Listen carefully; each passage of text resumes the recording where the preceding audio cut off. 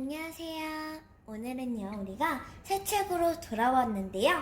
이거는 그리스에 대한 내용인데요. 볼게요. 그림으로 보는 그리스 로마 신화.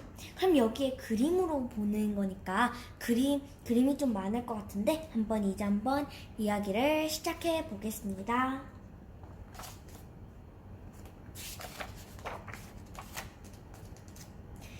한번 읽어볼게요. 세상과 함께 태어나 지금도 살아 숨쉬는 이야기. 여러분은 신을 믿나요? 사람의 힘으로 해결하지 못하는 문제가 생겼을 때 우리는 신에게 매달립니다. 오랜 옛날부터 사람들은 신에게 의지하며 살아왔죠. 지금처럼 과학이 발달하지 않았던 시절 세상은 두려움으로 가득했어요. 파도가 덮치고 화산이 폭발하고 번개가 내리치는 모습이 얼마나 무서웠을까요? 사람들은 지혜와 상상력으로 무시무시한 공포를 이겨냈어요. 번개를 던지는 제우스, 파도를 일으키는 포세이돈, 인간을 위해 불을 훔친 프로메테우스를 상상하며 온갖 두려움을 떨었죠. 그리스 로마 신화는 전 세계적으로 널리 알려진 이야기예요. 철학, 역사, 예술 등 모든 학문의 뿌리기에 세상을 이해하는 데 큰 도움이 되지요. 그래서 신화는 캐캐 묵은 옛날 이야기가 아니라 살아 숨쉬는 지금 이 순간의 이야기입니다. 인간을 꼭 닮은 신의 모습은 우리에게 많은 것을 가르쳐 줍니다. 서로의 마음을 이해하며 세상을 살아갈 특별한 힘을 주지요. 특히 사람에 대해 고민하고 더 나은 삶으로 향하는 인문학을 배울 수 있어요. 고대 로마의 철학자 케케로는 인문학은 삶을 풍요롭게 하고 마음의 평화를 가져다 준다라고 말했어요. 신화 속 매력 넘치는 개성 만점 신들을 만나면 사람과 세상을 사랑하는 마음이 절로 생겨날 거예요. 지금부터 신들의 이야기 속으로 여행을 떠나볼까요? 스카이엠. 그래서 이렇게 적었나봐요. 근데 제가 제일 감각적인 게 뭔지 알아요? 여기 중에 세상과 함께 태어나 지금도 살아 숨쉬는 이야기. 이게 제일 감각적인 것 같고 너무 감동적이고요. 그런 것 같습니다. 이제 한번 책을 시작해볼게요. 저 너무 긴장돼서 너무 긴장되고 그리고 너무 설레고 막 너무 기분이 좋을 것 같습니다. 자, 이제 한번 읽어볼게요. 이렇게 보이시죠?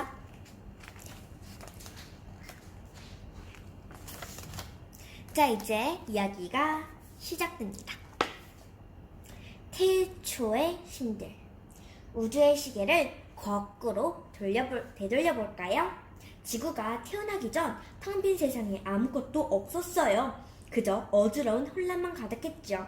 그러다 긴 침묵에 깨고 마침내 대지의 여신이 눈을 떴어요. 대지의 여신은 하늘의 신과 결혼해 수많은 아이들을 낳았고 드디어 세상은 조금씩 제 모양을 감추기 시작했답니다. 세상보다 먼저 태어난 신들의 신비로운 이야기를 들어보세요.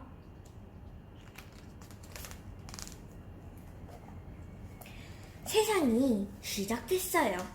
세상이 뒤죽박죽. 까마득히 먼 옛날 세상이 생겨나기 전의 이야기예요. 그때는 지금 이 세상과 전혀 다른 모습이었어요. 어떤 형태도 없었죠. 그저 어마어마하게 거대한 덩어리였어요. 멋대로 빗어놓은 사력 같을 뿐이었죠. 이런 상태를 카오스라고 해요. 카오스에는 아침의 햇빛은커녕 밤의 어둠도 없었어요. 땅과 바다는 한때 뒤섞여 있었고요. 어지러운 가운데 더러운 공기까지 섞여 있었어요. 그래서 사람은 물론이고 신도 살 수가 없었어요. 그런데 카오스에는 여러 씨앗들이 잠들어 있었답니다. 그 씨앗들은 세상을 만들 재료였어요.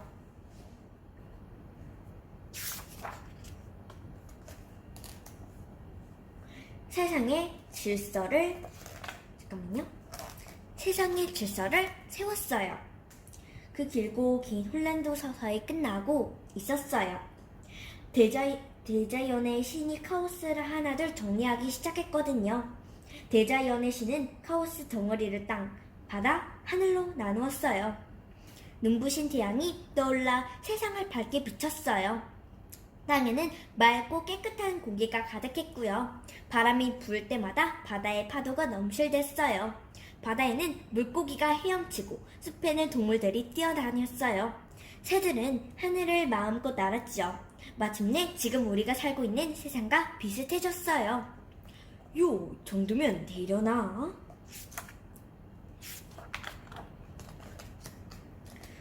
어둠과 그리고 지옥이 생겼어요. 세상이 제 모습을 갖추자 카오스 속에 숨어있던 씨앗들이 깨어났어요.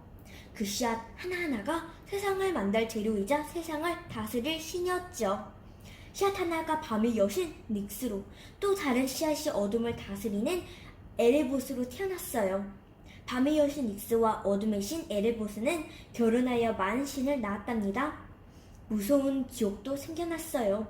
죄를 지은 신이나 신의 뜻을 어긴 자들을 가두는 곳이에요. 지옥은 땅속에 있었는데 그 깊이를 헤아릴 수가 없었어요. 그 속에 떨어지면 1년이 걸려도 바닥에 닿지 못할 정도였지요. 이 끔찍한 지옥은 이곳을 다스리는 신의 이름인 타르타로스라고 해요. 신들조차 타르타로스가 무서워 벌벌 떨었어요. 1년 동안 떨어지는 중이에요. 1년 동안이나 떨어진대요. 대단하다. 한번 볼게요. 그리스인들이 상상한 세상. 아주 먼 옛날 그리스인들은 세상의 진짜 모습을 알지 못했어요. 지구가 동글다는 사실도 몰랐고 바다도 지중해 해와 흙에만 있다고 생각했죠. 다른 민족들에 대해서도 전혀 몰랐어요. 세상에 자신들만 있는 줄 알았죠. 현실 세계와 아주 다른 상상 속으로 살았던 거예요. 그리스인들은 세상은 어떤 모습일까 늘 궁금해하며 상상의 세계로 빠져들었어요. 또 세상은 원망처럼 평평하고 넓적한 모양일 거야. 그리고 한가운데 우리 그리스가 있겠지? 하고 생각했어요. 세상에 오직 그리스뿐. 그리스인들은 이 생각뿐 아니라 영혼의 세계에도 관심이 많았어요. 지구 끝에 엘리시온 들판이 있다고 생각했어요.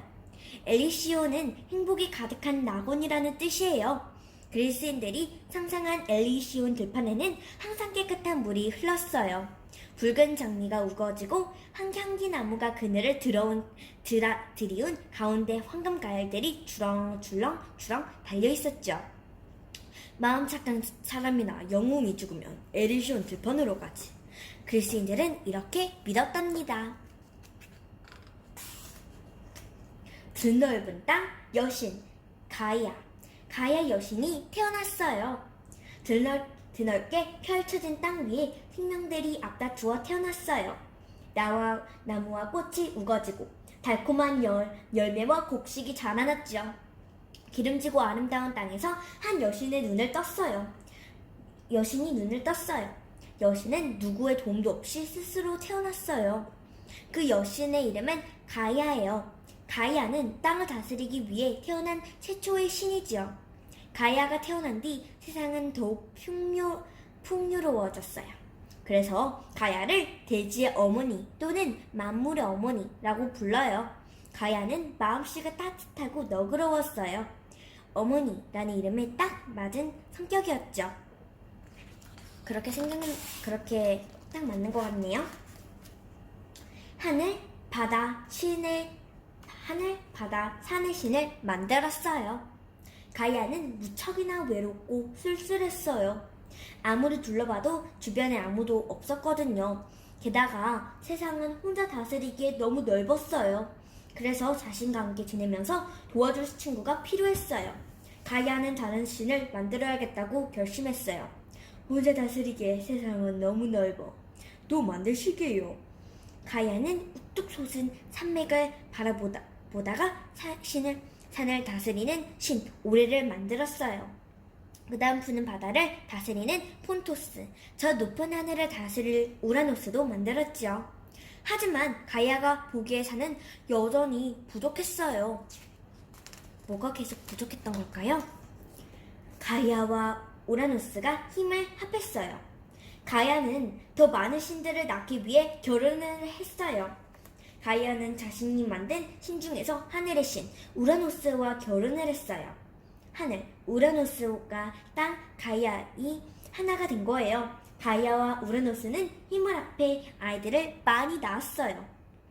가야와 우라노스는 처음에 12명을 낳았어요. 딸 6과 아들 6이었어요. 그들을 티탄이라고 해요. 덩치가 크고 힘이 세서 거인족이라고도 불러요. 탄탄이 아이들은 쑥쑥 자라나 어른이 되어 결혼을 했고 또 다른 신들을 낳았어요. 그렇게 태어난 신들이 온 세상에 널리 펴져 나갔어요. 언니들 이름도 다 몰라요. 푸르른 하늘의 신 우라노스. 위풍당당 맨 처음 왕이 되었어요. 우라노스는 하늘을 다스리는 신이에요. 해, 달, 별, 비와 바람 등 하늘의 모든 것을 지배하는 우라노스를 이길 자는 아무도 없었죠. 우라노스는 세상이 수많은 신 중에 힘이 가장 셌어요. 그리하여 모든 신을 다스리는 맨 처음 왕이 됐죠. 우라노스는 아내 가이아를 무척 아끼고 사랑했어요. 하늘과 땅이 늘 함께하듯이 가이아와 우라노스도 언제나 같이 살았죠. 우라노스는 가이아가 아이를 낳을 때마다 기쁨의 비를 내리게 했어요. 비는 땅속으로 깊이 스며들어 또 다른 생명이 자라도록 했죠.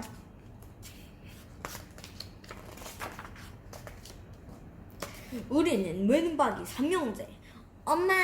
쾅쾅. 엄마! 맙소사. 왼박이 삼형제가 태어났어요. 그러던 어느 날 놀라운 일이 벌어졌어요. 우라노스와 가이아 사이에서 엉뚱한 아이들이 태어난 거예요. 바로 키클롭스 삼형제예요. 키클롭스란 동그란 눈이라는 뜻이에요. 키클롭스 삼형제는 생김새가 너무 징그럽고 무서웠어요. 하늘을 찌를 듯 커다란 키에 아마 한가운데 눈이 딱 하나만 박혀 있었거든요. 그래서 그들을 외눈박이 삼형제라고 불러요. 외눈박이 삼형제는 둥글에서 자랐어요.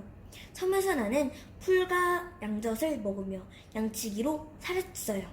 얼굴은 비록 징그러웠지만 각자 재주가 있었어요. 첫째 브론데스는 요란한 천둥을 일으켰고 둘째 스테로페스는 번쩍이는 번개를 만들어냈어요. 셋째 아르게는 항상 밝은 빛을 품었답니다.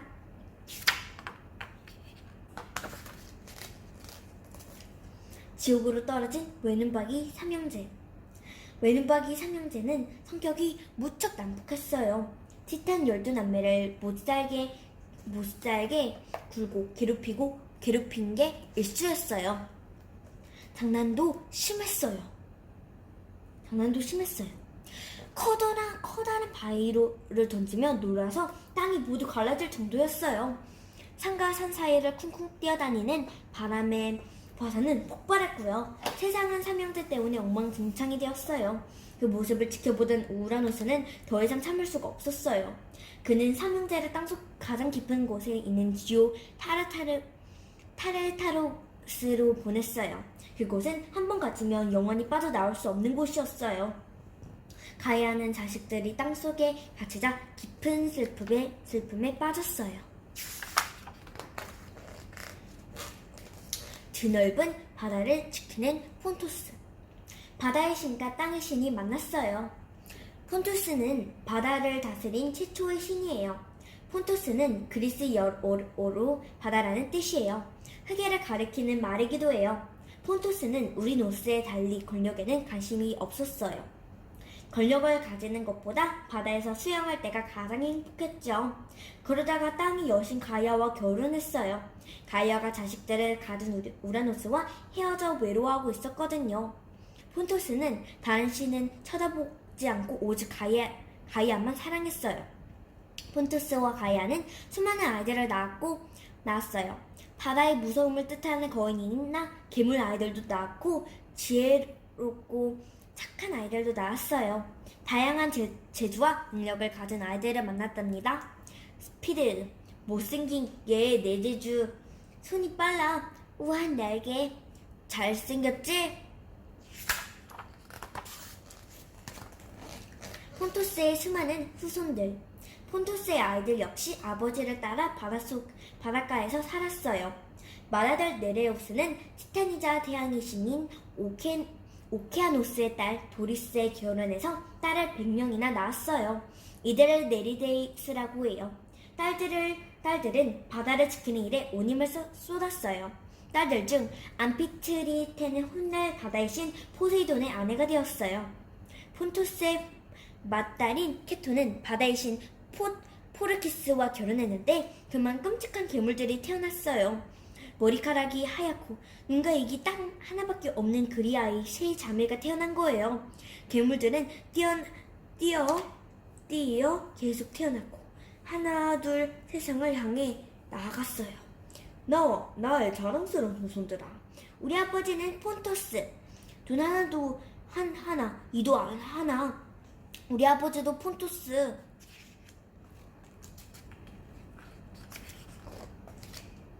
바다를 지배하는 신들. 고대 그리스 사람들은 평안 지구가 다 바다에 둘러싸여 있다라고 생각했어요. 바다를 위대하다고 여기며 늘 우리 우러러 보았죠. 티탄 신 오케아노스와 테틴스도 바다를 다스리는 신이에요. 오케아노스에게는 바다와 강과 시내, 샘을 지키는 수천 명의 자식들이 있었어요. 또 다른 바다의 신 폰토스의 아이들 네레우스와 아내 도리스는 네레이데스라는 바다 요정들을 낳았어요. 그들은 선원들에게 바닷길을 안내하며 앞으로 일어날 일들을 말해주었어요. 레우코테아라는 바다의 여신도 있어요. 원래는 이누라는 공주였는데 바다에 빠져 죽자 신들이 바다의 여신으로 만들어주었죠. 그의 아들 필라이몬드 신이 되었어요. 팔라이몬드는 돌고래를 타고 다니며 항구와 해안을 재배했어요. 레우코테아와 팔라이몬은 바다에서 길을 잃거나 부서진 배를 구해준 덕분에 선원들에게 존경을 받았어요. 부서진 배를 고쳐주었어요. 돌고래 운전은 내가 최고. 어둠과 밤, 죽음의 신들. 어둠과 죽음의 신들. 무슨 말일까요? 한번 좀 궁금하니까 한번 읽어볼게요. 엄마와 딸이 낮과 밤을 지배해요. 밤의 여신, 밤하늘처럼 새까만 날개를 가진 여신이에요. 닉스는 어둠의 신 에레보스와 결혼을 했어요. 그들은 얼마 뒤 날씨의 신 아이테르, 죽음의 신 타나토스, 잠의 신 함노스를 낳았죠. 이 둘 사이에서는 나쁜 신들도 태어났어요. 싸움과 불화의 여신 에리스, 복수의 여신 네메시스처럼 말이에요. 닉스와 딸 헤메라는 낮을 다스리는 여신이에요. 밤을 다스리는 엄마와 정반대죠. 밤이 되어 닉스가 밤을 지배하면 낮의 신 헤메라는 한 발자국도 나갈 수 없었어요. 낮이 되어 헤메라가 밖으로 나가면 닉스 역시 숨어 지내야 했죠. 엄마와 딸은 낮과 밤이 바뀌는 순간에만 잠깐 만날 수 있었답니다. 사람의 운명을 결정하는 세 자매. 운명이란 이미 정해져 있는 삶이에요. 닉스의 세 딸, 모이라이는 사람과 신의 운명을 다스리는 신이에요. 첫째는 클로토, 배를 짜는 여신. 둘째는 라케시스, 나누어주는 여신. 막내는 이트로포스, 거역할 수 없는 여신이에요. 모이라이 여신들은 사람이 태어나서 죽을 때까지 모든 것을 감시했어요. 세 여신은 사람의 운명을 사로잡았어요. 그들은 커다란 실타래와 가위를 들고 다녔어요. 사람이 태어나면 그때부터 실타래가 빙글빙글 돌아가기 시작하는 거예요. 그러다가 큰 가위로 실을 싹둑 자르면 생명도 끝나죠. 아무도 모이라이가 하는 일에 간섭하거나 감히 따질 수 없었어요. 모두 운명으로 알고 받아들였어요. 실은 넉넉해. 두루루. 자랄 준비 끝. 지켜보겠다. 그만 좀 따라다녀요. 타나토스는 죽음의 신이에요. 밤의 여신 닉스와 어둠의 신 에레보스에게는 티나토스라는 아들이 있어요. 그 이름은 죽음을 뜻해요. 죽음의 신 타나토스는 단단한 철 심장과 강한 마음을 지니고 있어요. 사람들의 죽음을 매일같이 지켜보아야 하니 여리고 부드러울 수가 없었죠. 탄소스에게는 쌍둥이 형제가 있었어요. 형제 이름은 함노스예요. 운명의 새 여신이 실을 끌어 사람의 목숨이 닿으며 함노스와 타나토스가 나타난 그 영혼을 데려갔어요. 함노스와 타나토스는 두 날개를 펼쳐 인간의 영혼을 데려갔어요. 함노스와 타나토스는 두 날개를 펼쳐 인간의 영혼을 재빠르게 옮겼어요. 세상 모든 것에 신이 있어요. 고대 그리스 사람들은 모든 것에 신이 있다고 믿었어요. 비, 바람, 번개, 불과 같은 자연 현상은 물론 동물과 식물에도 신이 있다고 생각했죠. 길을 가며 흔히 볼 수 있는 풀잎 하나까지도요. 그뿐만이 아니에요. 사랑이나 미움의 감정, 혹은 늙고 병들어 죽은 천상에도 신이 있다고 믿었죠. 세상 모든 것에 신이 있다고 믿는 그리스인들은 낮이나 밤도 신의 모습으로 표현했답니다. 우리 옛 조상들도 세상 만물에 신이 겉들어 있다고 믿었어요. 산이나 호수, 바다와 하늘에 모두 신이 있다고 믿었죠. 또 오래된 나무나 커다란 바위를 마을을 지켜주는 수호신이로 모였어요. 우리 조상들은 집안에도 신이 있다고 믿었어요. 부엌에는 조왕신, 물독에는 용궁각시, 마루에는 성주신이 있다고 믿으며 정성껏 섬겼죠. 이렇게 여러 신을 믿는 것을 다신론이라고 해요. 반대로 세상의 신은 단 하나뿐이라고 믿는 것을 일신론이라고 하지요. 비나이다 비나이다 비나이다 비나이다 비나이다 빌 것이 너무 많아. 네, 그래서 오늘은 여기까지 읽어보고 내일에는 더 재미있고 더 나중에 이거를 그림으로 보는 그리스 로마 신화 이 책을 더 이어서 읽어볼 건데요. 이 책 진짜 실감나고 정말 재밌었죠? 저도 이 책 읽고 감탄한 것도 있었고 그리고 재밌고 신기했어요. 그래서 내일에는 더 재밌는 그림으로 보는 그리스 로마 신화. 그러면 안녕. 우리는 내일로 다시 돌아와 보겠습니다. 안녕.